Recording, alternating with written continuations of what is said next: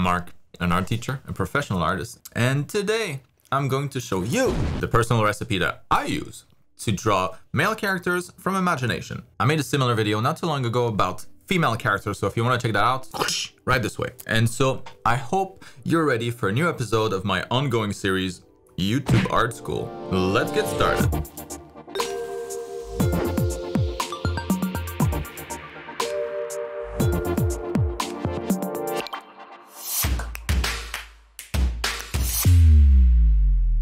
Alright, today is going to be all about male character construction. I'm going to be showing you my personal recipe that I use to construct male characters from imagination. And this is something that is, like I said, personal. This is not going to work for everybody. Most of the time, experienced artists will find a recipe that they kind of like, usually from another artist or multiple artists. And then over time, you kind of make it your own. And so what you'll see in the video today is the result of that. Good thing to keep in mind is probably that this is very dependent on the style of the artist. And so depending on your style, the recipe will change quite a bit. Anyways, the one that I have is something that I've developed over the years. Works pretty well for me for the kind of art that I create. So if you also dig that kind of art, then maybe give it a shot. So for this to be of any use whatsoever, first, you'll need to have solid foundations as an artist. Most specifically here, construction, proportions, so like gesture drawing, and of course, anatomy. If those are not solid enough, probably the recipe is not going to be that helpful. Anyways, I think that's all the disclaimers for today. What I'm about to show you right now is how I construct my characters. And then after that, I'm going to draw a bunch more characters in different poses of different shapes and sizes to see how that recipe, how my construction holds up and kind of what's possible with it. So let's do this. All right. When it comes to the recipe for my male characters, it's going to be a lot more loose, but very similar to the female construction. So we're going to still start with the head, but this time around, not so much because it's my unit of measurement, more so because it's just a habit. The size and shapes of my male characters are going to be a lot more varied. I feel like I'm a lot more comfortable changing the proportions, playing around, deforming, stretching things out than I am when drawing female characters. So when it comes to drawing the ribcage here, I was a lot more conscious of the relationship between the two. But in the case of male characters, sometimes the head's going to be tiny, sometimes the head's going to be pretty big compared to the torso. And as a general rule, for male characters, I'll use the head as a way to indicate the scale of the character. So typically, smaller head, bigger character. Basically, the opposite of a baby. You know, it's going to have a big head, small body. For beefy male characters, we're going the complete opposite direction. And the other main difference is going to be here in the hips, because the hips are not as important as they are for female characters. I don't really care if the hips are a little bit more blocky, and they usually are for male characters anyways. So male hips will be a lot more straight, a lot more like a barrel than female hips that will usually be tilted a little bit backwards. And also male hips are just taller. So the way that I like to simplify it, simply by kind of imagining a big cylinder here, and I just cut out here the section where the leg is going to plug in. Then on both sides of the thoracic cage here, we're going to have the shoulders, a little pointy bit to indicate the direction of the shoulder. That pointy bit here, you can almost think of that as an arrow pointing right down the middle between the tricep and the biceps. And then same as female characters, I'm going to have big ellipses here for the forearms. The beefier my character, the bigger those ellipses are going to be. The hands, once again, lining up to cover the crotch properly. And now we're at the halfway point of the character. So crotch is usually the halfway point of the height of the character. For male characters, once again, that might stretch a little bit more. Indication for the knees, the two ellipses at the bottom here, one for the heel, another one for the toes. And once again, you can imagine those ellipses here are just circles, but in perspective. I feel like it makes things a little bit easier when it comes to positioning your characters in perspective in like an environment, for example. And then quickly we can connect the dots. So there we go, upper leg, lower leg, going into the foot, that little bump here on the inside of the leg, representing the tibia, and on the outside, slightly lower for the fibula. Connect the dots here for the upper arm. And now let's fine tune this a little bit more. Taking the entire head, chopping that in half. This is where the eyebrows are going to land. Eyebrows somewhere around here. Eyes, nose, mouth, nice neck, connecting and attaching to that big egg shape for the torso, just like with the female construction, continuing that line here at the top of the shoulder towards the center of the body here and into the clavicles. And once again, I like to trace a symmetry line so that I have a better idea of where the center of my character is. Easier for posing, easier for measuring different distances. And it's also nice because it kind of gives you a good idea of the volume that you're playing with here. I'm gonna stop that line right here approximately at the halfway point, and that's going to be the end of our sternum. Then we can trace the ribs here. Again, very stylized. It's a recipe, right? It's not an anatomy class. And then back here where we have the little pointy bit again, this is also the level at which the chest muscle is going to insert on the arm. So we can suggest that pectoral muscle here. And then we're starting here from the top of the shoulder. We're going to go and draw the trapezius muscle, and that slope should end right in the middle of the shoulder ball, approximately. So let's go back in here, finish the hands there. And then lastly, we're pretty much done. How I position the pointy bit up there. Basically, I tried to line it up with the other pointy bit here created by the edge of the thoracic cage, so on both sides. And if I shape this a little bit better by pinching it here towards the center, I'm going to be left with a nice section here for the abs. Let's not forget the ears, and let's clean up the knees a little bit more. Here, right on the outside of the ellipse for the knee, I like to have a little smaller ellipse indicating the head of the fibula. And when you don't see it this way, it means that, well, it's kind of behind it. It just helps me indicate the orientation of the leg. These ellipses here again are pointy, serves to indicate the vastus medialis on the inside of the leg there, that attaches lower on the leg, and the vastus lateralis on the outside here, that attaches a little higher. So there you have it. This is kind of how I construct my male characters. If you've seen the female character construction, this is very similar. The main differences being that the hips will be a little bit more like a barrel shape, more like a simple cylinder, and there's no longer a strict relationship between the size of the head and the size of the torso. And as usual with practice, a lot of these guidelines I don't necessarily draw anymore. I'll still think about them, so they're still part of my recipe. But after some repetition, you start to see them in your head, so you don't necessarily need to put them down on canvas. One fewer thing to erase before I move on to the other ones. Let's give him some abs, make him happier. So those are the usual guidelines that I keep in mind when drawing male characters. Now let's take a look at a bunch more examples where I'm going to stretch this construction to its limits, and then we'll see if this recipe holds up. It will. And just like with the female character, the rest of the video will be more like a class demo where we'll first be constructing a bunch of characters and then drawing over them all with clean lines to end up with a bunch of finished characters. Now obviously this is not my real speed yet. It's sped up 10 times, but I made sure to record in 60 FPS. So if you want to see this a little bit slower while still being watchable, you can set the speed of the video to 0.25 if this is too fast for you. I just wanted to make sure that the video isn't too long. I hope you enjoyed the drawing session. I think it's probably the best part of the video. I don't think my face can compete with drawings. That being said, even though I'll leave the video play for the next couple minutes, there are a few things that I wanted to add at the end of the video, so don't care for the drawing, you can skip to that, but I hope you won't. All right, don't go anywhere. I'll be right back.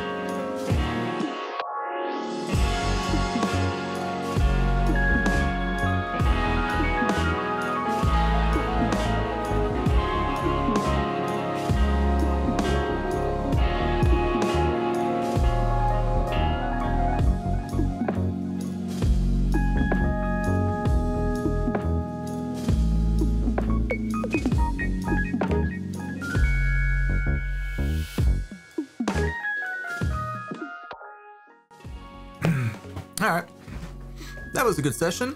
So characters are not perfect. There's a bunch of anatomy issues still. You know, stuff that I would need to go over and kind of fine tune. Spend a couple more minutes on each of them with references. When you're not sure about something, always use references. But anyways, like you saw, I worked on a bunch of different body types, and so putting together another tutorial about the different body types and what makes them work and things to avoid, I thought might make a cool video for the future. So let me know if there's any interest in that, or as usual, if you have any suggestions, comment away down below. If you noticed the brush that I was using and you wonder to yourself, where can I get this masterpiece? This brush is awesome. It might just be the best in the world. Well, you can find a link to it down in the description below. But quickly going back to the process here that we tackled today. As you saw, construction and the recipe for construction, this is basically what allows me to create characters like this from imagination. And it is what would allow you to draw anything from imagination. Moral of the story, get good at construction. Practice drawing simple geometric shapes in different perspectives, one on top of the other one extruded from the other one. All those kinds of exercises are really, really good when it comes to just leveling up your construction skills. And with a little bit of practice, you can pretty much learn to draw anything from imagination. Having a good recipe for that construction is key. So anyways, hope you enjoyed the drawing session.